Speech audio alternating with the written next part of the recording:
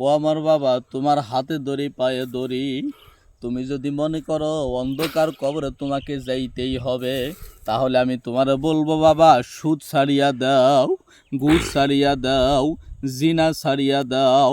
কারণ বাবা রে, অন্ধকার কবরে ওইখানে কোনো ঘুষ চলবে না, ওইখানে তোমার কেউ কোনো কাজে আসবে না। আমার আল্লাহ কোরআনে বলেন, ইয়াউমা ইয়াফিরুল মারউ মিন আখি, ওই কিয়ামতের মাঠে বাইকে ভুলে যাবে, মা তার সন্তানকে ভুলিয়েই যাবে। ও বাবা, সন্তানের লাগিয়া তুমি অন্যায় পথে টাকা ইনকাম করতেই আসো। বাবারে, অন্ধকার কবরের সন্তান তোমার রাখিয়া আসবে, আর কোনোদিন তোমার কোনো খোঁজ নিবে না, খবর নিবে না।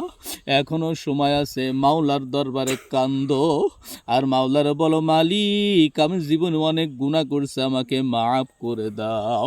আমার মাওলা বলেন, বান্দা যদি চোখের পানি মাছির মাথা পরিমাণও ফেলায়, আমি আমার বান্দার জীবনের গুনাহগুলা মাফ করে দেই।